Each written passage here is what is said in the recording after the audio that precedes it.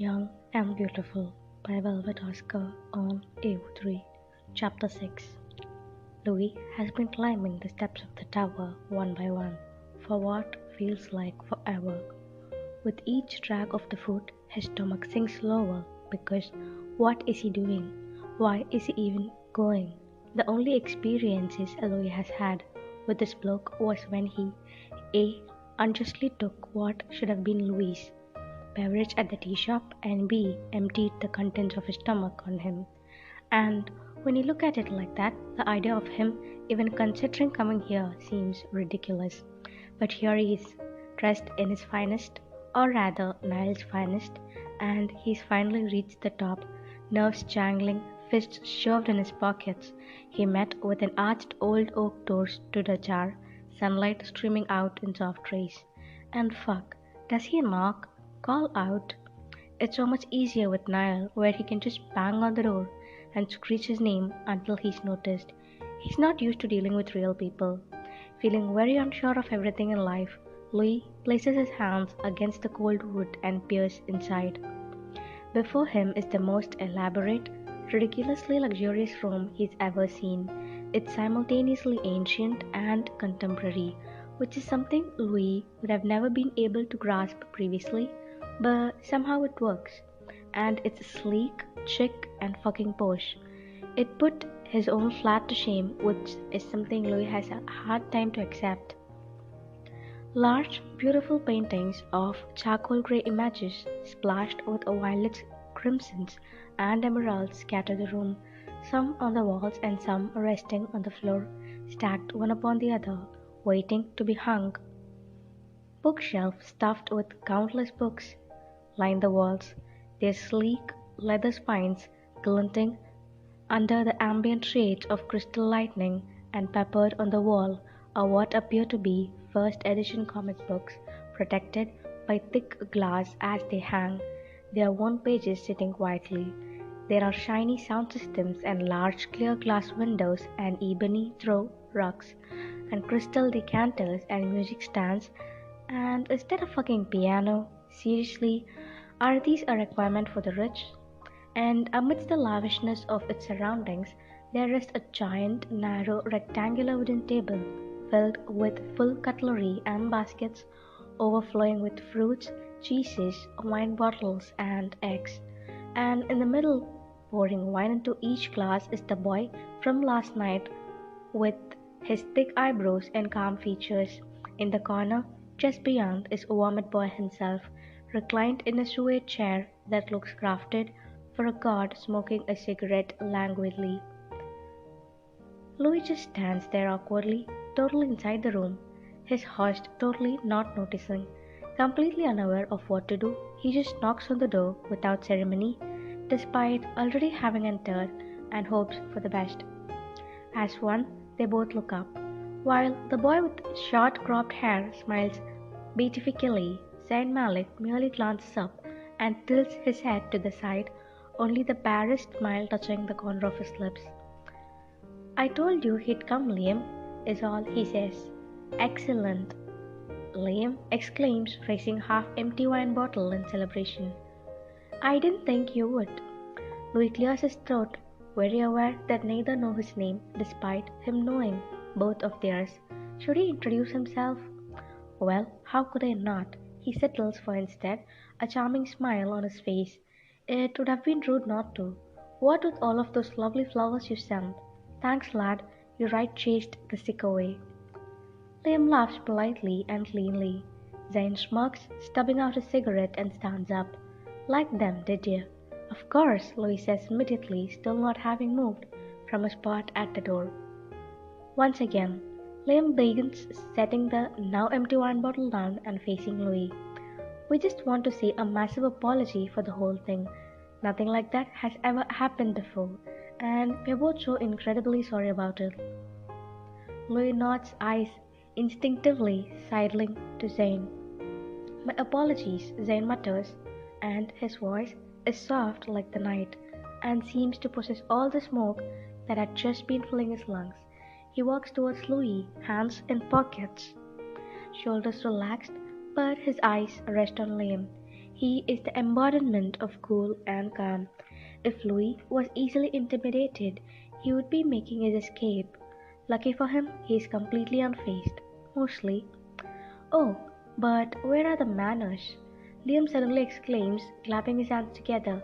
Zane regards him with a subtle fondness that Louis stashes away in his brain as he tries to suss out the dynamic at the hand. I'm Liam, and as I'm sure you know, this is Zane. Louis nods, extracting his hands reluctantly from his pocket as Liam makes to shake one. Louis Tomlinson, he responds with a nod, and Liam's face lights up. That's a good name, isn't it? Tomlinson is your family-in-law?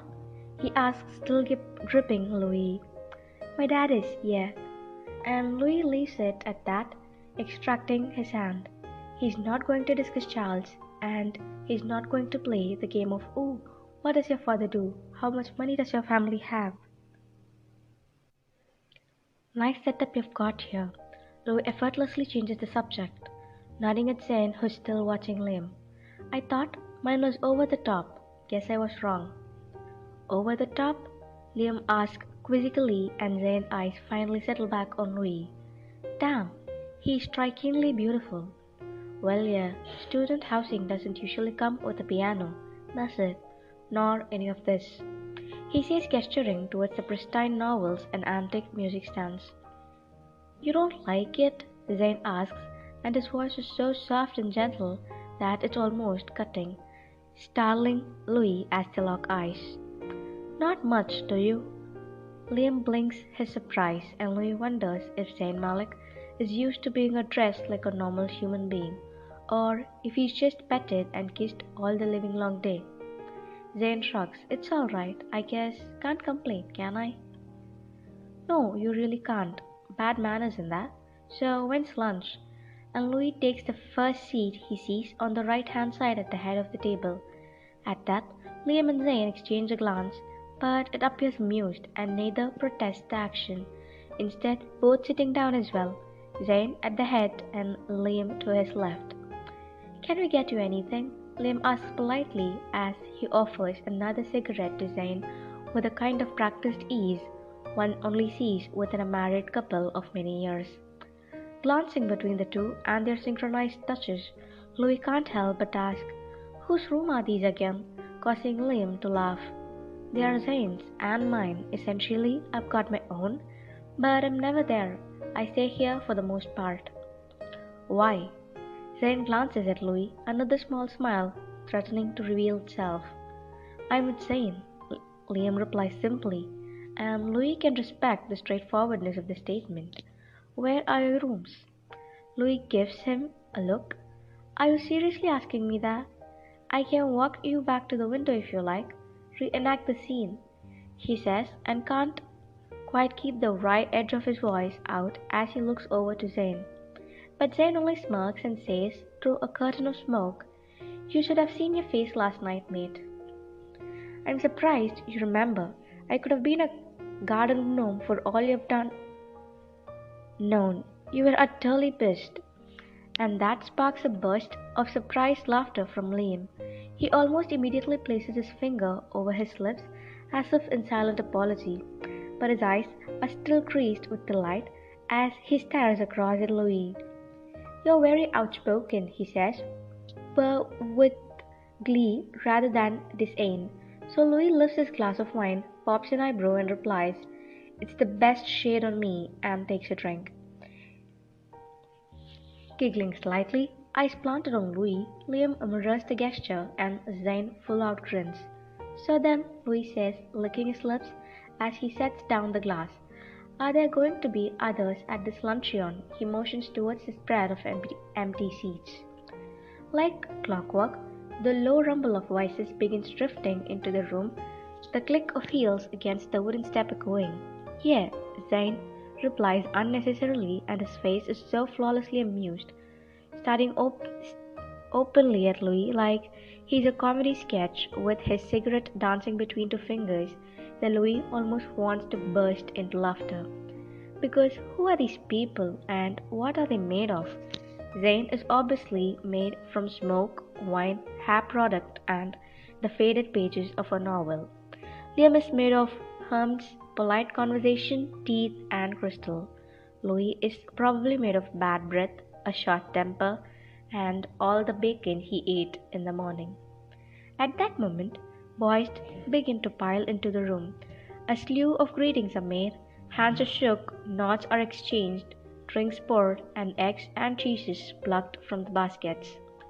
The guests all look generally the same: male, beautiful, clean-cut, suited in summer colors, and smelling of the best oils and aftershaves the modern world has to offer. And as they seat themselves, they each look to Louis but make no injury, too polite to question his presence, and treat him with all quiet respect of one who assumes they have met before. One boy is particular, all ginger hair and sweet smile. Edward Washer makes Louis feel at ease, laughing at all his jokes and topping off his wine regularly. The other boys are enjoyable as well, and Louis slowly begins differentiating between them all. Matthew is a bit neurotic and blunt, George is aggressive and sporty, Philip is pretentious and a total hipster, and Lyle is a living embodiment of every Disney villain ever. But Louis finds himself charmed. Eventually, after having heard Liam referring to him as Louis enough times, the boys begin to catch on, and vice versa, and Louis can almost say he's enjoying himself. Lads, lads, he suddenly announces to the table, and the chatter and the chuckles die down as everyone looks to him. I feel it's only appropriate to make toast, yes? There are a few scattered nods and even more bemused smiles. Yes, so here's to fucking up the first week of school, and of course to Zayn Malik and his incredible inaptitude at holding down his liquor. There's a brief and stunned silence as all the eyes flick to Zayn, and yes, Louis is absolutely sure now that nobody insults or takes the piss out of this boy. Actually, from what Louis has observed, they don't interact with Zayn much at all. He just sits there, laughing at the odd joke, observing one, and all on his throne, but he seems content out of the spotlight, enjoying the company of Liam and his cigarettes. He also just looks bored as fuck. So with apology, Louis turns to grin at Zayn, who is openly grinning back, lounging in his steep-backed wooden chair, limbs outstretched. Here, here, Zayn smiles, raising his own glass, and of course to our new friend Louis Tomlinson. Liam beams. To Louis. As the man calls his name, as one, Louis rolls his eyes, makes an offhand joke, and really wants to think that all of this is so shallow and so petty, but he finds himself secretly very pleased instead. It's just as they've all taken one collective gulp of wine, and this is the best wine Louis has ever had. Dear Lord, when the door suddenly opens once more, and it's another beautiful boy. Louis really shouldn't be surprised at this rate, since the school is seemingly miraculously inhabited only by those whom the gods love. This one is wearing a light grey suit, almost a timber wolf, with a salmon bow tie and a champagne-colored scarf. His hair is one shiny styled mess of chocolate mousse curls, atop a china doll face, smoky green eyes set in ivory skin that contrasts alarmingly with poisoned red lips that are so perfectly shaped. Louis questions their authenticity. The boys fall into a surprised silence, every pair of eyes fixing on newcomer, including Zayn, as the entire room lights up. Everyone immediately pays attention to the boy, apparently delighted to see him. And Louis can tell that this boy is aware of it, can see it in the slow blink of his eyes and focused calm of his movements. But he barely acknowledges the room. Without even a glance in their direction, the stranger begins unfurling the ceremony satin scarf from around his neck, bejeweled fingers slowly picking at the intricate weave. Eyes set on the task at hand, the boy says in a long, musically monotonous drawl, "Hello, my little blossoms." His tone is smug and smirking, as if he knows exactly what he's doing and what he's saying. These boys are his, they are beautiful, and they are his collection. and Louis is immediately rubbed the wrong way because this boy, this clean, curly, brightly dressed, bow-tied intruder who doesn't even have the decency to make a proper greeting, still hasn't acknowledged anyone, instead immediately going into his excuse for his lateness. I was detained in a meeting with a very accommodating professor. He says it with such smugness, his alarming red, picturesque lips leering. It only serves to discomfort Louis further. He averts his eyes away from those lips, those wrong lips that are posed so perfectly, like they are painted on a doll, void of any real emotion or life. Instead, Louis just focuses on the steady movements of the boy as he picks at the complex knot of his cream satin scarf, his eyes still focused on himself as he talks in a low, swooping voice. I told her I was going to be late and everything. Unfortunately, I was wearing my very fetching hat today, the beach one that I got when we went to Ibiza, so I can say I blame the poor thing. Just another spectator to life's proudest illustration. And his voice is so lightning and utterly mocking, the beginnings of a crooked half smile forming, that Louis wonders if he can take himself seriously or if anybody in the room can. But apparently they can, as they all now chuckling their amusement, heartily agreeing in low tones. What the actual fuck? The nameless boy, with a mocking smile, immediately saunters towards an empty wine glass that's sitting on the window sill, abundant. Smile still present, he pours himself a generous portion of Pinot Meunier. Amidst the continued silence, he takes a swig, still without properly acknowledging the room, his back facing them. And yet, every single eye is still on him, including Louis, who is glaring in distaste. The boy knows the attention he's receiving, seems to feel the control, but doesn't care. Where Zane sits at the head of the table as the proclaimed leader but enjoys the solitude of sitting back in the shadows, this boy seems content in flaunting his self-appointed leadership, adoring the spotlight without really giving anything to his followers. It's a role that he appears to relish and take the most ease with, which officially makes him a first-class wanker. Louis watches, his eyes flitting between the group of men staring almost expectantly and the boy holding the stars and doing absolutely nothing with them. Zane peers over his wall of smoke, watching Harry's movements, but says nothing.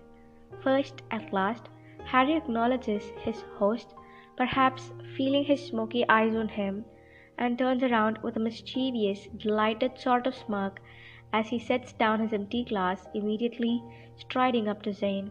He strokes his cheek with long, slender fingers that look the texture of pearls, and plucks the cigarette from between Zane's lips, bringing it to his own mouth as he breathes a greeting before pressing his lips serenely to Zane's. While watching this interaction, this acknowledgement, glancing over to Liam, who expresses no discomfort or offense before looking back to Zane, who appears wholly unaffected by the events at the hand, amused if anything, staring back at the boy intently. "Harry," Zane mutters in greeting. Harold Styles," he reminds, and Louis makes an immediate mental note to never call this boy Harold, or do anything else that he requests. Harry just sort of smiles and puffs on the cigarette, the smoke entwining with the thick clusters of curls. The boy begins to shout their greetings. "Good to see you, mate. Glad you came. We didn't think you'd make it. Thought it was odd you weren't here, to be honest."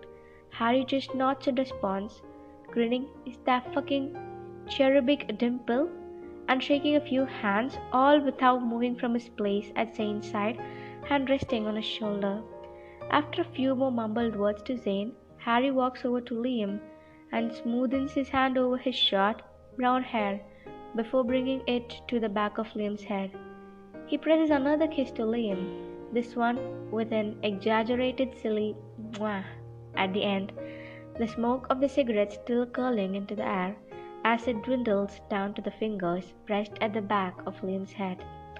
Louis watches all of this while thinking two things. He wishes Nal was here to see this. What the fuck is wrong with this bloke? Because as Louis watches this seemingly harmless exchange, he is irreparably alarmed by the emptiness that sits within the boy's eyes as he looks over these people like they are his toys. Something like dead affection reverberating off of him. Because something is just so wrong about Harry, and he can only feel disturbed by the creamy green eyes that hold nothing, and overly perfect mouth that expresses nothing, and frigidity of his overall demeanor despite his languid movements. And it's that dimple, that childlike dimple accompanied by the fox innocence and seemingly sweet charm and effortless engaging demeanor, which contrasts with something that Louis can't quite place. But something is off about this boy, something is very, very wrong. It leaves Louis very unsettled. Harry turns around slowly after he disengages himself from Liam, walks back, and moves to where Louis is sitting. He pauses, more thoughtful and amused, as he observes Louis, perhaps for the first time, his eyes ranking up and down his body. It's less sensual than it is assessing, and with that unerring, false, crooked half-smile, he says, "Hello, blue eyes," and ends the sentence in a blatant smirk, which to the outside world is probably endearing, but to Louis is absolutely predatory and disgusting, and makes him feel cheap, like he's being bought with dirty money at a seedy club. Harry tucks the end of his sentence in the cigarette, taking a deep pull, and blows the smoke out over Louis's face, all the while keeping unblinking eye contact. And Louis feels really fucking cheap and really fucking shitty and really fucking unimpressed. He doesn't respond, just instead keeps silent and returns the boy's stare with narrowed eyes. As Harry waits, his expression turns amused, and appearing largely unaffected by all, just continues to stare, continues to smoke. Then Zayn mutters, "This is Louis, he's new, I like him." Thought he'll never admit it, Louis' stomach smiles at the accolade, but his face doesn't betray him, his cold blue eyes still narrowed into slits as he stares down Harry. "Oh, a new toy?" Harry inquires, with enchantment, and he openly flirting, but Louis sees it as evil, as shittery. So Louis says, "I'm not nobody's toy, thanks," and takes a sip of wine. Liam watches the display with wide eyes before glancing at Zane, who watches with something akin to intrigue. But Harry is merely amused, unfazed, as he shrugs, hand resting on the back of Louis' chair. With smooth movements, he leans into him, stubbing out a cigarette, and says in his velvety baritone, "That's lovely, but you're in my chair, darling." He smirks, gross. "I'd be happy to share, however." Louis grips the armrests for restraint, because it would be rude to punch Harry in the face, especially at a luncheon where he's the guest of the honor. So keeping his cool and flicking a bit of hair out of his eyes, he paints the fakest grin imaginable on his face and replies with, "I'm not one to share, Curly." Harry's eyes momentarily darken. "It's Harold. I heard you the first time." Instantly, Harry removes himself. "I don't think he's going to move," Zane says, mildly glancing up at Harry, who's holding Louis' stare. And up close, in person, those eyes are even more terrifying. Where there should be emotion, soul, and intimacy, there instead lies a wall, cold and dark, barricading the boy from the rest of the world, and Louis can't look away. There's a flicker of something more real, just for a moment, in the boy's stare, but then it's gone, suddenly and without warning, replaced with nonchalance. Harry shrugs. "All right, I don't mind standing. I'm not fuzzy." And it's such a fucking lie that the room murmurs with laughter. He's good, this Louis. Edward says to Harry, smiling sweetly. Funny. Oh, you're funny then, Harry says with fake delight, and Louis folds his arm. Massively. Could you top me off? Louis asks Edward, motioning to the wine. I'll do it, Harry interprets, immediately waggling his eyebrows, and Liam giggles. The traitor. I don't think you could manage to be quite honest. Louis sings songs without looking Harry's way, and Zane actually laughs. Harry doesn't reply immediately, instead selecting a cigar and clipping off the end. I can see why you like him, Zane darling, he says eventually, delicately.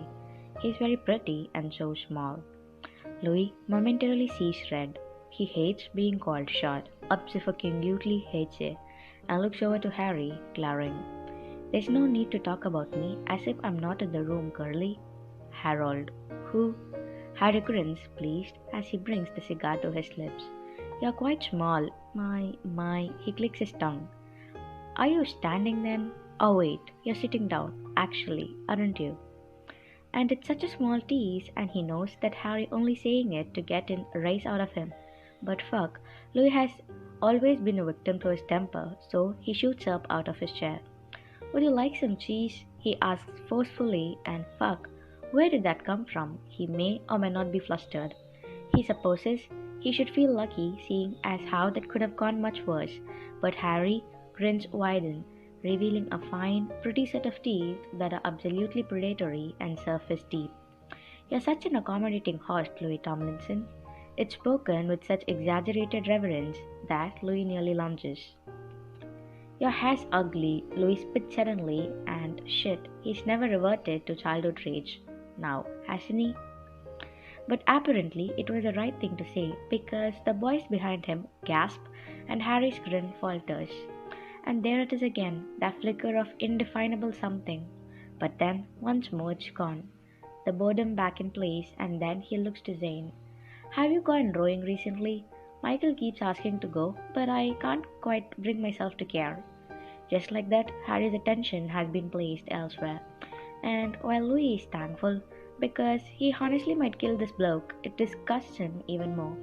Because it only proves to show that Harry was playing with Louis like a mouse, decidedly working his charm on him with as little effort as he needed to order to win himself another minion, only giving up when it became too trying of a task. The rest of the luncheon is spent with Harry leaning over Louis' chair, intermittently preening as he engages in fickle discussion with Zane and Liam, and focusing on Louis, staring at him intently, deeply, and unnervingly. But not with any genuine interest, rather, it revolves around a bored desire to prove something. So Louis ignores him completely. Instead, he has as much fun as he can while engaging with others, cracking jokes, taking the piss, and shouting exclamations as Liam stares across the table with delight, a faint glint of mischief in his eyes. Zane is just as amused, in his own way, fingers resting against his temple, leaned back in his chair in the most luxurious manner possible. He's a spitting image of a king, and Louis decides that if they end up being mates, he's going to buy this boy a crown. And all the while, Harry stares at Louis, and Louis makes ridiculous jokes and ignores the boy in return.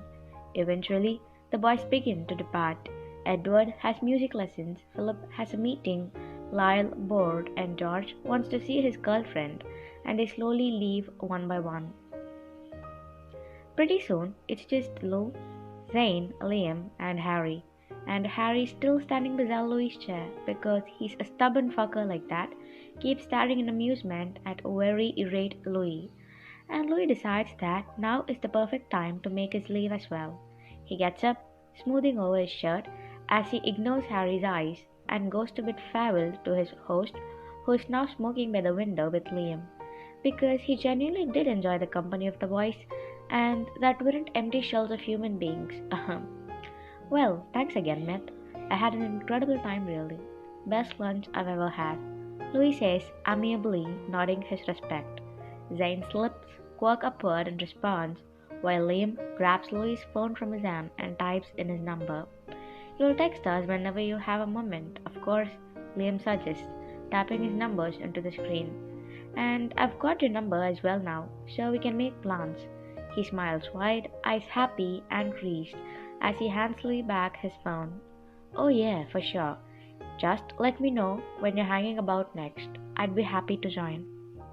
Zane, who's standing next to Liam, arm wrapped delicately around his waist, is staring past Louis' shoulder. Louis, just about to turn and find the source of his elated stare when suddenly Zane says, Harry, you were just about to walk Louis out, weren't you? And what did he just say? Harry, grinning devilishly, immediately replies, Of course. Louis suppresses the urge to smack Zane across the room as it fills with unspoken tension. I can find my own way, Louis says with weight in each word, giving Zane a pointed look. But he just shrugs and Liam looks at him. Harry's got good navigation, just in case. And Louis doesn't miss the impishness in Zane's tone. Because, fuck, is he trying to force them together? Hell no. And good conversation maybe, Harry adds, reapplying his scarf as he strides towards Louis. I'm very nice, he says, but his inflection suggests anything but that, a posed smile in place. He thinks he's fucking charming. Louis stares unimpressed. Somehow, I doubt that. Shall we? Harry seamlessly asks without a beat, offering his arm. And maybe it's because Liam and Zane are staring expectantly, or maybe it's because he doesn't have the energy to turn this into a thing. But Louis, with a heavy sigh and roll of eyes, takes Harry's arm. They're finally outside, and Harry has successfully managed to sound like an even bigger wanker. He's talked about himself, his impeccable grades, his yearning for companionship, how nobody understands him, and his acting skills are shit, by the way, so he's not fooling anybody. And he's even gone as far as to compare to Louis' eyes to a summer sky. It's cold, empty flattery, and though Harry probably feels that he's successfully charming another conquest, Louis is keeping his vomit at bay. I want to show you the gardens, Harry suddenly says, stopping and turning to Louis. It's my favorite spot in the world. You must come, they'll inspire you, even in sleep. Even in sleep? What the fuck is he even talking about? I'm not really interested in gardens, but good effort, Louis growls, removing his arm and taking a step back. Harry stares, and Louis thinks he may be slightly taken aback, which would be the first real emotion he's seen on him. But surely you're just curious. No, really, thanks. If I wanted to look at some flowers, I'd do a Google search. I'm not really that fussed about it, to be honest. With that, Louis shrugs and begins walking ahead of Harry, praying to the sweet baby Jesus that he won't be followed. I'll walk you back, Harry calls, unsure, and thank fuck he hasn't actually tried to catch up. I can't find one reason why that would be necessary, Curly. Harold, is the instinctive reply, and Harry is staring after him, mildly annoyed.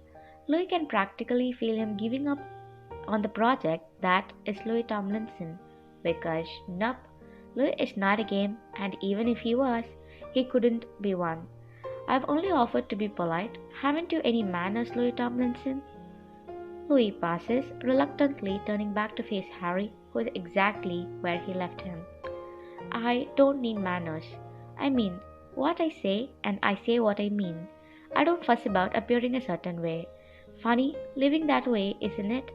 And without another word or look, Louis turns on his heel and walks away.